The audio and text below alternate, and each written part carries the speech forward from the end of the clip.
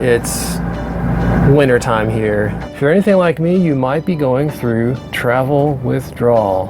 Travel withdrawal. Hey kids, this is Mark with BusyDadRVLife.com, where we encourage you to make your memories today with your family. So it's the off season here. It's not summer, we don't have endless days.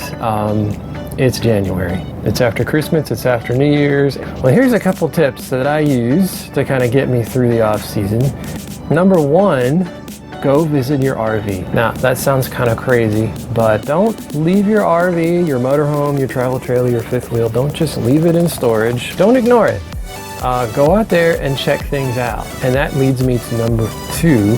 You probably have some maintenance that you put off during the camping season. You said, I'll get to that later. This is the perfect time to get into whatever it is that you've been putting off. It's better than putting it off and realizing I've got this laundry list of things to do that I never got to. So at least if you get into your maintenance, you're going to knock off that punch list and be able to get into your RV and camp when it's time to camp and not be worried about the shower towel bar that needs to be screwed back into the wall, or cabinet doesn't work, or we all know these things need maintenance. So get out there and take care of your RV. So speaking of maintenance, we haven't used our motorhome in at least a month. I know that's tragic, but it's real life. If you have a generator, you need to go exercise that generator. So I'm actually sitting in the motorhome right now with the generator running. I've got all my 120 on, and now I'm just kind of sitting here.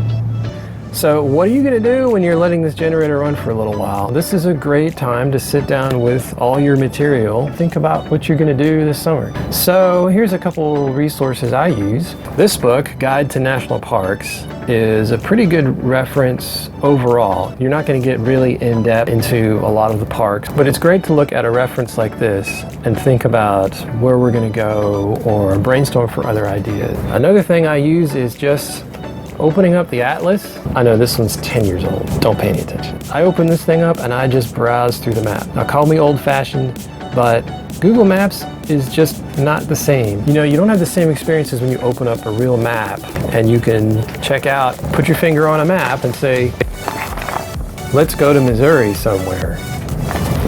That's Montana. So you can spend this time taking care of maintenance issues, use the time to think ahead towards what we're going to do this summer. So I hope this was helpful to you. Just a few tips from my experience as I look forward to what we're doing this summer. We're actually looking forward to a trip out to the Grand Canyon, which is going to be pretty cool, I hope. So anyways, thank you for watching. As always, if you enjoyed this, please like this video. If you want to see more, subscribe. I'd appreciate it. Remember to get out there and make your memories today with your family.